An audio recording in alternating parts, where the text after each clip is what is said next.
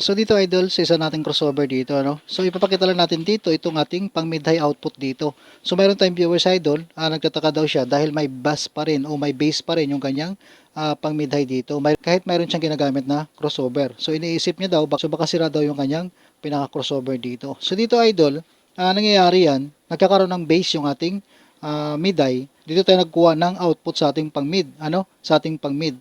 So nakadepende din yan idol sa frequency ng ating low mid. Dito yan siya. Kaya ang iba idol, ginagamit yung buong channel na to o yung itong channel 2 na to para lang sa ating pang mid-high. Hindi natin sinasamahan ng pang low para maayos natin yung pinaka mid ng ating frequency. So dito idol, ipapakita lang natin dito. Kaya single amplifier lang ginamit natin dahil ipapakita lang natin dito. Dito tayo mag-output sa pinaka mid output ng ating crossover para maintindihan lang ng viewers natin kung bakit nagkaroon ng base yung kanyang pang mid-high dito kahit mayroon siyang crossover na ginagamit. So sa ganyang setup idol, ilagay ko na lang sa 3-way stereo.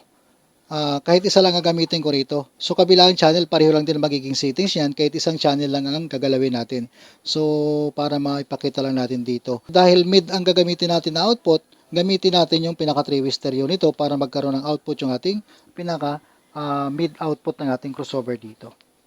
So mid output ang gagamitin ko, gagamit lang ako ng splitter dito papunta rito sa audio input ng ating amplifier. So kung anong connection nyo idol, same na kayo dyan dahil yung ipapakita lang naman natin dito bakit nagkakaroon ng low yung pinaka mid high ng ating viewers.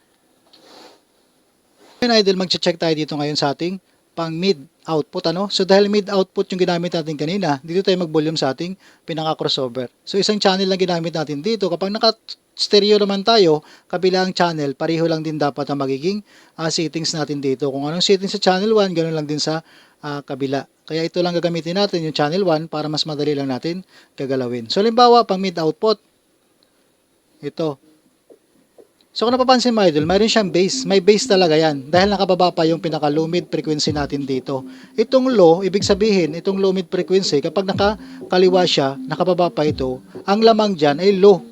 No? Pang low pa o pang base pa yan. Pero pag inalaw natin yan pa 240, ayan, hati na yan. May low at saka pang mid na yan. Kaya minsan, napapansin natin, kapag may base yung ating pang mid, dito tayo kumabig sa 240, 140, 75 at saka naka-0 dito. Lamang ang base sa ating pang mid dyan. Pero kapag ginabig natin 240 to 350 idol, ayan, 240 to 350, wala nang base yan. Tapos pihitin natin ito, itong ating pang mid high crossover frequency. Ayan, volume tayo. So wala tayong maririnig na base dyan idol. Dahil naka mid o naka 340 na yung ating, 350 na yung ating pang low mid crossover frequency. Ayan, ano, ma-adjust natin yan dito. Basta ikabig lang natin 240, 350, pababa dito. Para walang low yung ating pang mid dito. So, wala nang base yan, idol. Maliban na lang, kapag itong ating low mid crossover frequency, ibalik natin sa 140 yan. Mayroong base yung ating magiging mid yan. Ayan, may base na naman siya dahil low na naman ang laman ng ating crossover frequency. Kaya kung gusto natin na walang low, ikapig natin ito 240, 350, to pababa, ano? Yan, maiwasan natin yung low frequency dyan sa ating pang mid.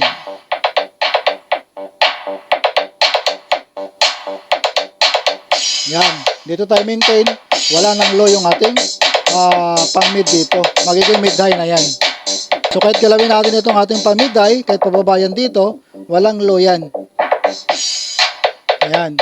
Maliban lang dito sa ating low mid crossover frequency. Ayan, mayroon na naman siyang base.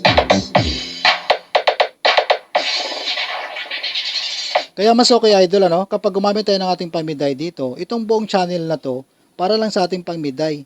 Para magagamit natin itong low mid frequency sa ating pang mid high. Kasi ito, pag kinabig natin ito, pa 140 pababa na yan, lamang na ang base dyan, magkakaroon ng base yung ating mid high dito, kahit pang mid high yan. Dahil ito ang nagko-control dito, yung ating low mid crossover frequency at saka itong mid high crossover frequency. Kapag sa mid high idol, may function itong ating low mid crossover frequency. Kapag sa low naman natin ginamit, itong low mid crossover frequency lang ang mayroong function, pero itong mid high, hindi apektado yung ating pang low dito. Kaya yung iba idol, gumagamit ng buong channel na to para lang sa low, tapos yung isang channel naman katulad nito, para lang sa kanyang pang mid high. Dahil itong low mid crossover frequency, dyan natin ma-adjust para palakihan yung boses ng ating mid o palakihan yung ating pang mid high gamit itong ating crossover frequency na to. So katulad nito, kung dyan tayo nag-maintain sa ganyang frequency, so wala na tayo marinig na bass dyan.